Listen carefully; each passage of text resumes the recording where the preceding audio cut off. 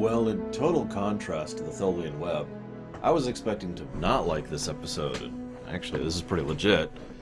I will admit the only real reason I remember this is because A, I remember the ending being kind of stupid, which it is, admittedly. Not as stupid as the original intent, though, oh my gosh.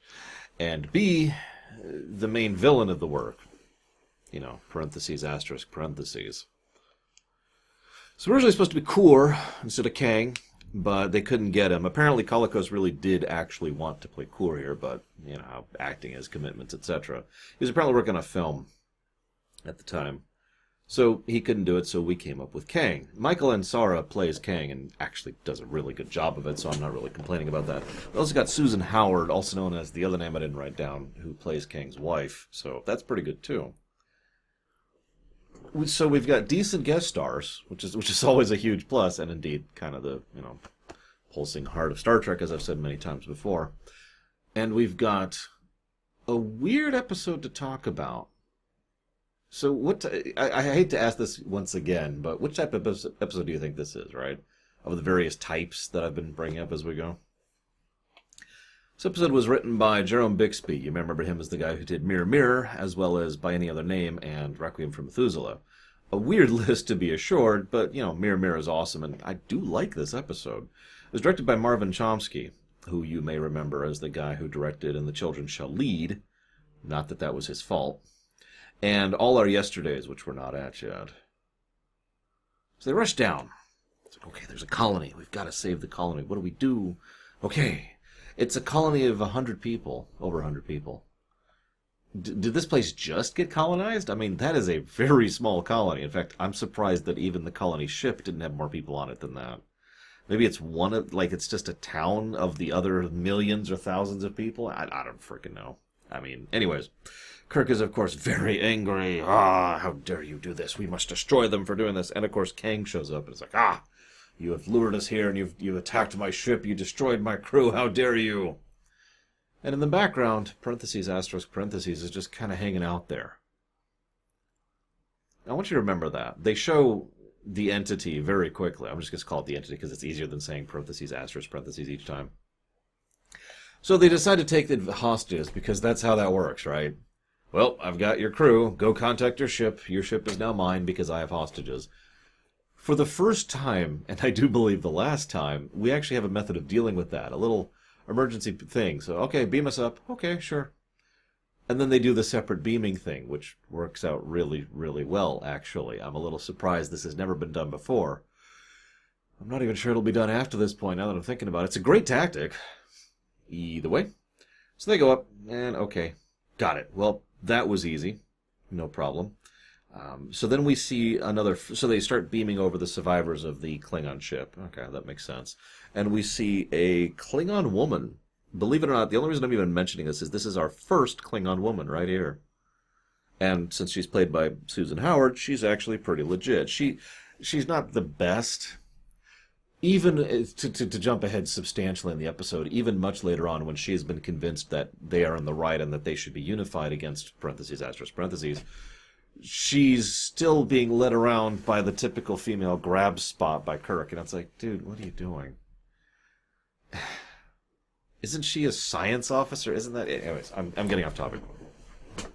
So this then leads to some obvious rancor.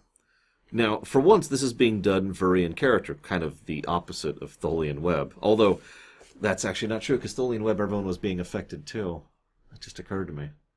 I don't mean to keep comparing these two, it's just that's really been sticking with me, how I didn't care for that. Either way, characters are being demonstrably out of character here, including McCoy. We know who did it, it's Klingons, we know what they're like. Fast forward, fast forward, fast forward, and we see McCoy desperately trying to save Chancellor Gorkon's life over in Star Trek VI. Huh. Can I admit something? Just out of nowhere. I know, but I wanted to mention this at some point, and I want to do it before I forget. I've been really in the mood to rewatch the original Star Trek movies because of going through the TOS. I'm not going to. I don't have time. As soon as I finish recording, I'm going to have to immediately get editing and rendering, and I'm going to have to go immediately back to streaming. I do not have time to just sit and enjoy and relax the films, but I'm really in the mood, you know what I mean? You do know what I mean? Some of you? Maybe someone knows what I mean. Anyways, I'd probably just nitpick, or not pick, I'd probably cherry pick a little bit. Do 2, 3, 4, 6, which is my usual path. So, okay. Um, this is an interesting little tidbit that I know is totally unconnected and in no way intended to be part of this, but, parentheses, asterisk, parentheses, I keep forgetting to call it the entity, is taking them out of the galaxy as fast as it can. Now, eventually this turns out to be kind of a thing where the dilithium crystals are breaking down and they're going to strand the ship, which thankfully never becomes an issue again for some reason, even though the dilithium crystals are super cracked, so they might actually be kind of screwed and stranded in space, but whatever. But considering that Zero is currently outside the galaxy, trapped there, it's kind of interesting in hindsight, the idea that, Asterisk is trying to get to Zero, right? Just food for thought. I wonder if there's an audiobook version of the Q Continuum series, and if so, how it pronounces asterisk, which is I think that's the way I'm going to pronounce it now, going forward. Anyway. So, Kirk, as it's racing off, all these bulkheads come down, and the bulkheads are super resistant to phasers and everything. They can't cut through it, even though they literally try to cut through the walls and the floors. And then Kirk decides to come down and confront Kang about that and tell that to his face. Of the many things that I like about this episode, this is the weirdest thing. Hey, sworn enemy who I may think have committed horrible acts against me and I may still currently be hating. Did you know that I am in a much weaker position than I was? I just wanted to let you know that. Thanks, okay, bye. I get the idea that he was trying to interrogate Kang to figure out what's going on. But still, this is just a weird scene. And of course, the only reason it exists is so we can have our first really, really, really on-camera overt demonstration of Asterisk's power when it turns the local stuff into swords that they can use. By the way, I didn't write down all the examples, but they actually have like different types of swords depending on who's picking it up. Like Sulu gets a katana, for example. And of course, obviously Scotty gets his claymore. I just thought that was a kind of cool thing to mention there. So the reason I bring all this up is they show Asterisk in the teaser, in the cold open, before anything else is demonstrated. And they also show the characters acting just a little bit out of character. And of course, Chekhov being violently hateful, and all of that is at least explainable, right up until Chekhov basically insists on being murderous towards them, which is a little bit over the top. And then McCoy is the one who argues, we know it's Klingon, screw them. Anybody who's watched the series at all knows as of that moment, yeah, okay, something's up. And we've already seen Asterisk, right? Multiple times by that point. What I'm trying to say is that this is not a mystery episode, because the mystery is already solved within, I'd say, about the first 3 or 4 minutes of the episode. So it's not a mystery episode. Okay. Well, clearly it must be a threat, right? Because now we have an opponent to overcome and to save the ship. And certainly there's some validity to that. This is when we find out that, so they do the sword fight. Not bad, actually. One of the better fights of Season 3. In fact, there's another fight later on, which happens basically at the climax when they finally decide to stop fighting, which is also not too bad. Both of them do the same thing. They use the hallway set for good effect to give them a decent amount of room to maneuver and have the fight happen. It's pretty decent. I like it. They even do this cute little thing where, the fight starts off in the prison area where the Klingons are being kept, and then they back out through the door, and then they cut, and now we're out in the hallway, and the fight just kind of keeps going. Like I said, it's one of the better fights so far, so I'm with it. Cool stuff. We also find out that Chekhov has no brother, in case you didn't figure out what's going on already, and we find out that there are exactly 38 Klingons, exactly 38 humans, and both of them have swords, and you're getting the gist.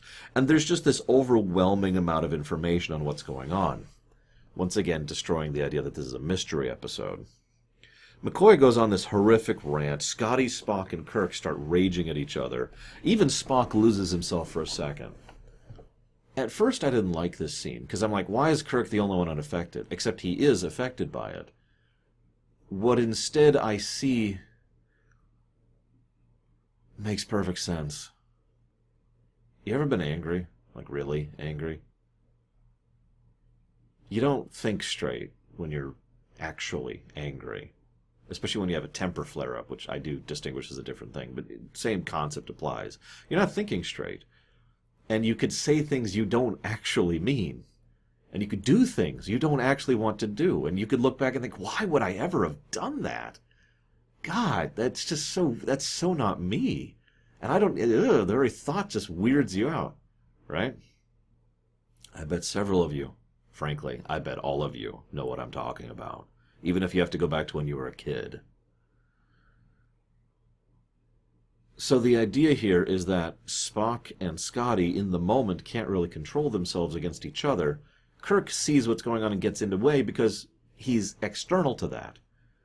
It's easier to spot that in someone else than to witness it in your own self. And if it's pointed out, that's a good way to diffuse, to be like, oh, you're right, I shouldn't do this. Right? You kind of see the idea here? This also then shows that Kirk is still affected by it. He's just not affected by it in an antagonistic version towards them. Just in general, he's just turning into this rah kind of a person. Kang also, this is important, Kang has been getting some evidence of his own. They don't show the whole thing, but he does flat out mention what kind of luck supports our battle but denies us victory. Either way, this then leads to something I am legitimately astonished got into this episode. Chekhov tries to force himself on Kang's wife. Mara, I think was her name? It is. I wrote it down right there, Mara.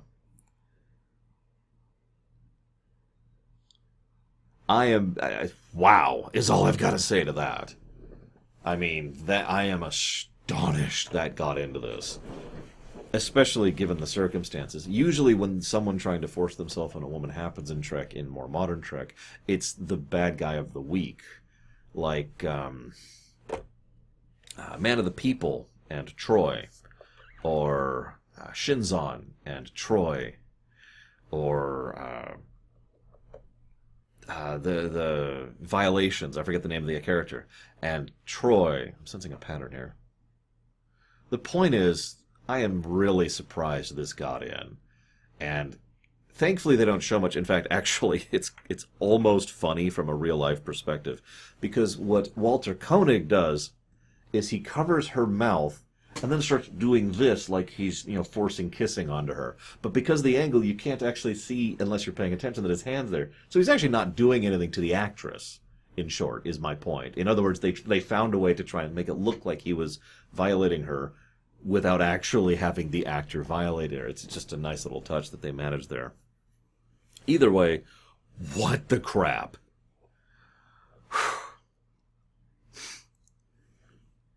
What happens after this is they take her prisoner. And by prisoner, I mean they just kind of have her following around as they continue to put together events, and she ends up being an observer to all this, probably suspecting a trick. Notice that she is a science officer. That was mentioned already. That's why she was off, was she was going to go and try and fix the circuitry, right? And she is not stupid. In fact, she is the first Klingon to really figure out what's going on. I've heard at least one person say it's weird that she doesn't believe Kirk immediately, but I don't think that's being fair, to be completely honest. I think what she sees is a growing mountain of evidence that Kirk is being legitimate. And when she finally does believe him, that's not like, that's the thing that changes her mind. It's more like, that is the final piece of evidence that makes her convinced, okay, this has got to be legit now.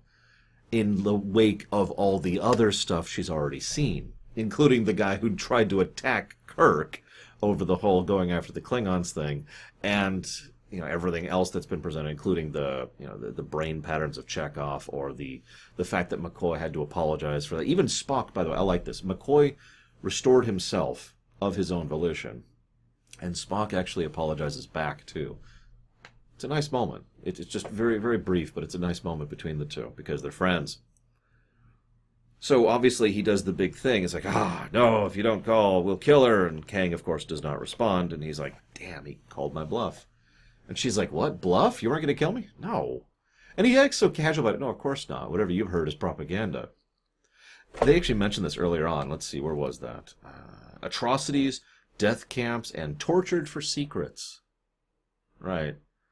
Kirk then mentions the possibility of mutual cooperation and existence is necessary here. She says something interesting, really interesting to me. She mentions that there are poor planets within the Klingon Empire and that we must continue expanding outwards. Oh, that's interesting. Obvious real-world parallels are obvious, but let's leave those at the door, because even within the fictional confines, well, all I'm going to say to that is the Cardassian Union. Yeah. I'm going to leave that topic alone, I think. Because holy crap.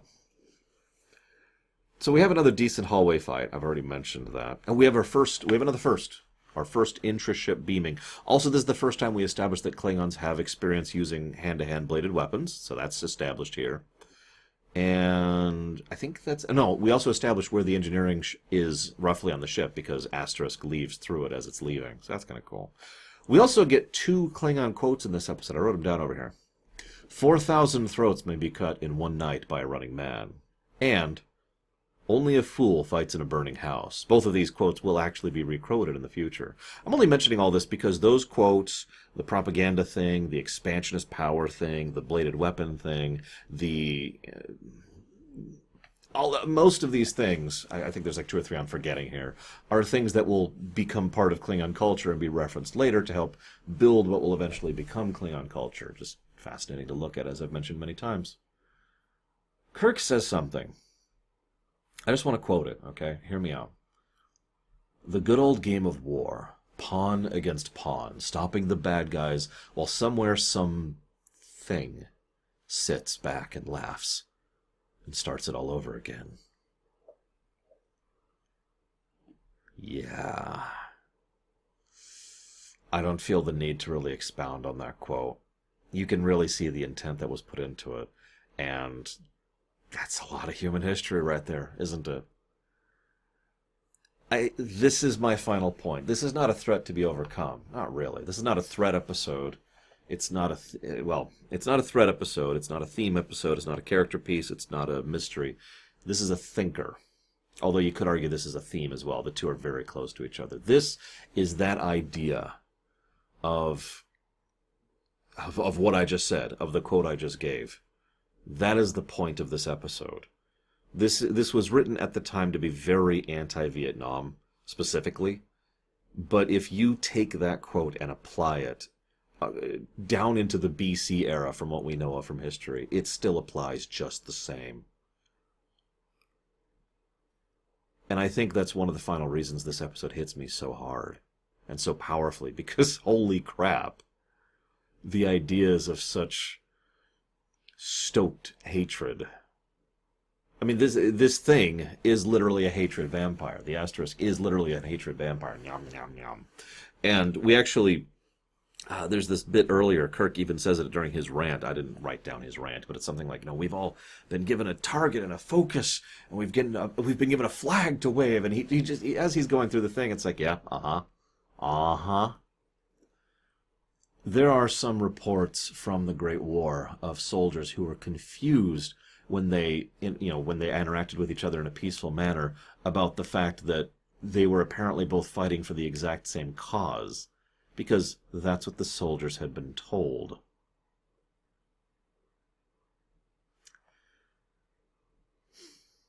Thankfully, the original script did not get in. I said I'd mention it. The original script had them, this is not a joke, literally singing songs to get rid of Asterisk, which, okay, that's a bit much. I think if we get to the point of the Looney Tunes literally putting a flower in someone's gun, then we've probably gone a little bit too far. In fact, even as is, the end of the episode was just kind of eye-rolling, where they all do the laughter and force Asterisk out of the ship. Nevertheless, I liked this episode. It's a good performance with good guest stars and a very strong message, which is almost a universal human constant, regardless of the era in which it was written, or even designed for. This message is relevant now. As I record this, and I bet you money it will be relevant then, when you hear this 2 years from now.